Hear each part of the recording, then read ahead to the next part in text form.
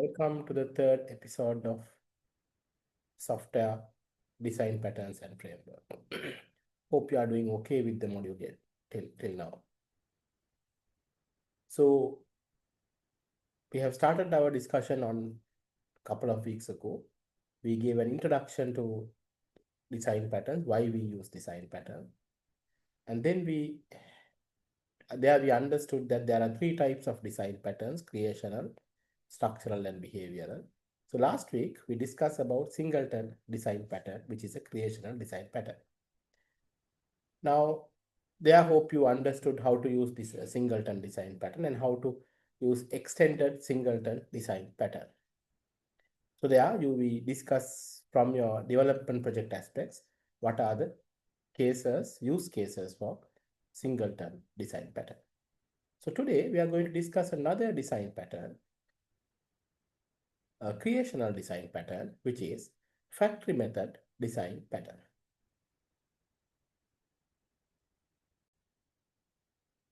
Okay, so let's discuss what is factory method design pattern.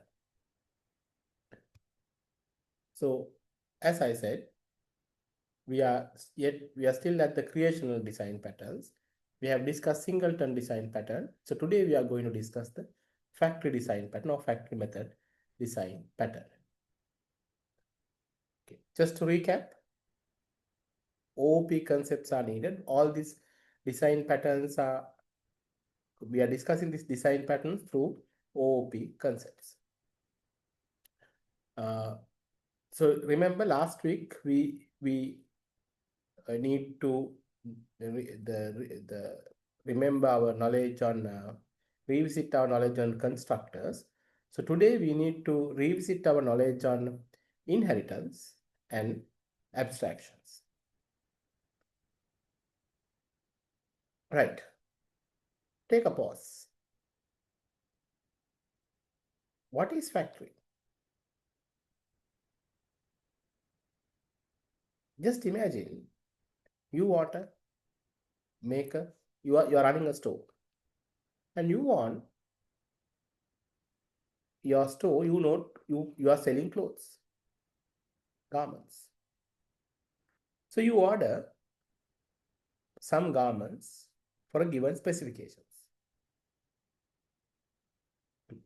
I need a shirt, this size, these are the design. That's it. You send that order to a factory. Do you worry about what their process is? No.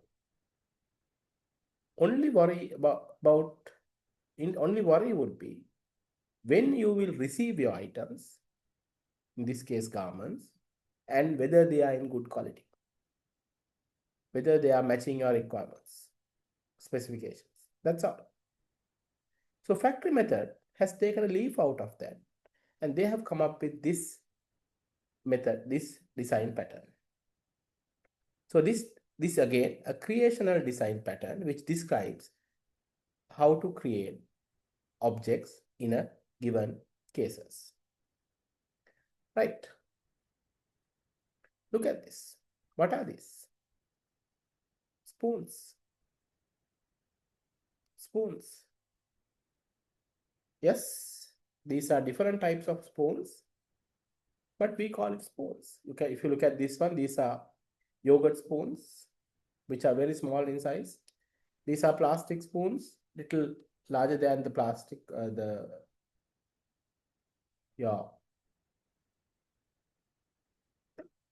yogurt spoons. And these are metal spoons. These are again metal spoons, but you can see the differences. You can see the differences. This again made out of different type, right? Using coconut shells. These are again different spoons. You can see different types of spoons. Now just imagine you are running a store. You are selling spoons. These all spoons belongs to different object. Now what if you have to create objects? Remember, create objects. Create objects for all these spoons. So creation will become part of your code.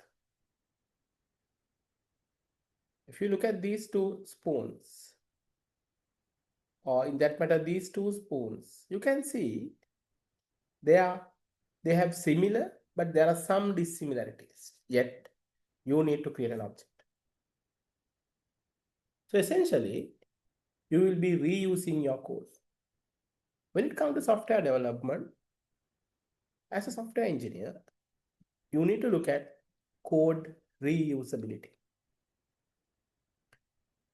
You are not a good software developer if you are repeating your codes. Right? That is where the engineering part comes in. Right. So I have taken these examples from Coursera. So they have taken odd knife example. So if you look at this object, so this is without implementing factory method design pattern.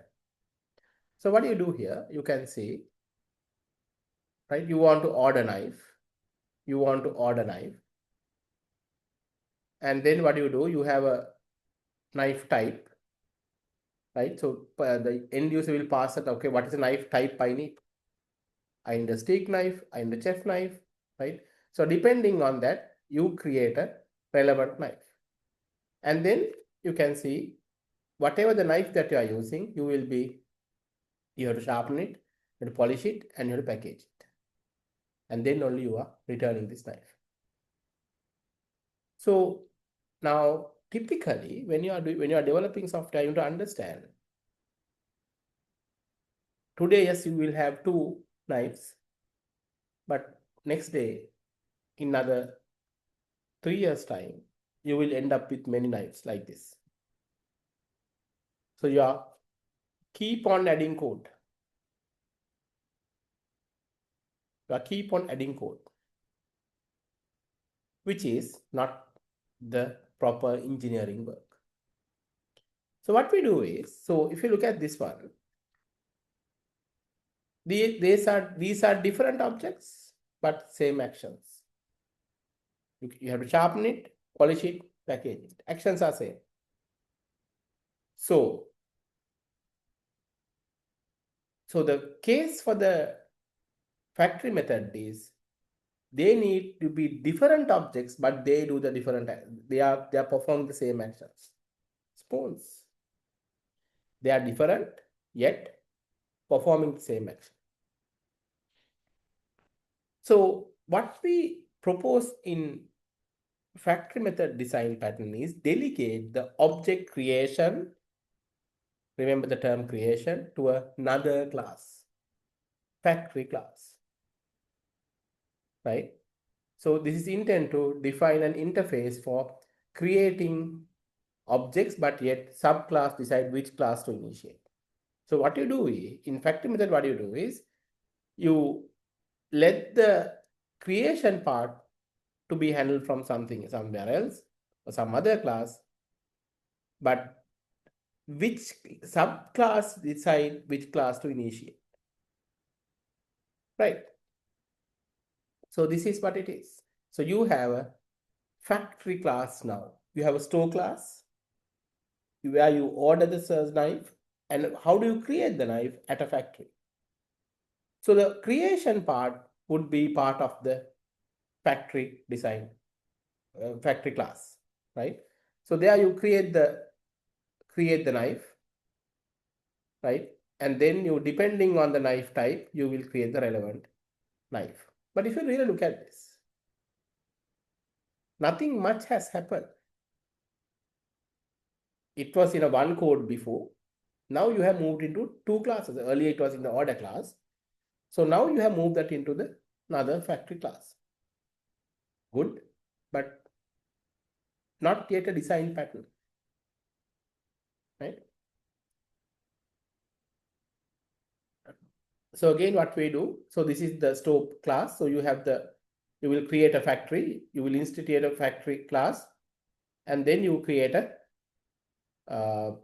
depending on the factory type, you get the knife type, and from that you create a using the factory class.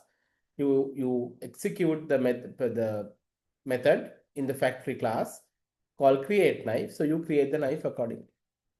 So earlier, if you look at earlier before the class implementation, your creation was part of the code itself. So here what we have done, now creation belongs to a factory. So in case there is a creation change, that's you have to do in the factory class, not in the order class, store class. Okay, what are the advantages? So again, right? So again, this is not yet a fully fledged design pattern. Let's discuss that a little later. What is the advantage of doing this? Unit testing. Now, what is unit testing? Unit testing is a design technique which will be done by the developers. Even though we think testing is part of the QA, but unit testing should be done by a developer. There are different aspects of unit test cases, running your test cases, test coverage. There are tools are there, right? In some organizations, they look at what is your unit test coverage. If you have not done your unit test coverage, QA team will not accept your code. So you will learn this key unit testing during your software engineering module. So now your class creation is different class. Probably in a enterprise level development environment, object creation factory class will be done by a different developer. And order class, store class will be done by a different developer in large scale implementations. So as a developer, if you are building the store side of the application, you are worried about the storing part only. You're not worried about the creational part. So your unit is restricted to that particular creational part only. Or on the other side, if you are a developer on the store part, you are worried about the store part only. Right. Code reusability. Now, if you have a lengthy code in one place, it's very difficult to use. Now remember, sometimes creation will be done by different parties, not only one person. You will have multiple stores, right, which need different types of objects. So you can use same factory class to facilitate all the other stores. Code readability. Now, code readability is an important aspect of software development. Now it's very clear, rather than having a very lengthy code, order part, store part belongs to one class, whereas the creational part, factory part belongs to another class. Code extensibility. If you have many stores or if you have different types, there are two classes you can easily handle it. I'm not saying you can't do this in the previous method, but this is much better and much easy to understand and much elegant as well. Right. So if you look at this, so this is what happens. Right. Now we need to look at some order knife. Then we have the knife type. So we call the creation part. And then we have the return type. Return types are there, but you can see a new keyword called abstract knife, create knife. What is abstract? What is abstract class? Abstract class is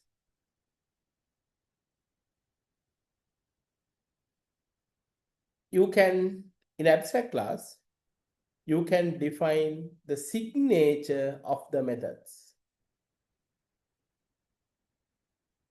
there is a subtle difference between interfaces and abstract. Abstract can have the implementation of a method or may not have the implementation of a method.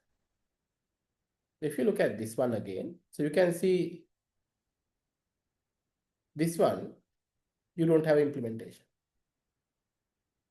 right? You don't have an implementation. So you have a knife class, right? But you don't have an implementation. So this is what we do. Now we have a knife store abstract class, and we extend to budget knife store, right? So you have the knife store, which is your abstract class, right? And you are extending it to budget knife store. Now remember, you can't create objects on using abstract classes, right? So then what do? You pass the type. So here what happens?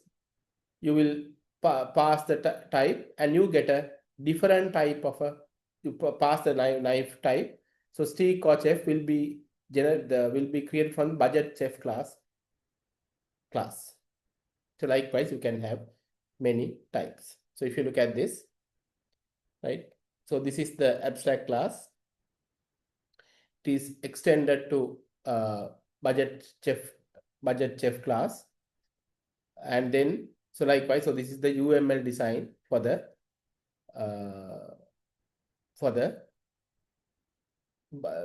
factory method design pattern. So here also you can see knife store is there, and then you have extended to a budget knife store class. So this is similar, another method. You have the product, and then you have the concrete product in the sense your implementations are on the concrete product class, right? Now, how we can use it? How we can use the factory method design pattern in your development project. So we'll be discussing that during our lectures, right? So now hopefully you have the development project ready, right? So by next Monday, right? So be ready with this, and then we can discuss how we can implement. What are the places, what are the cases where we can implement factory method design pattern. Until such time, see you.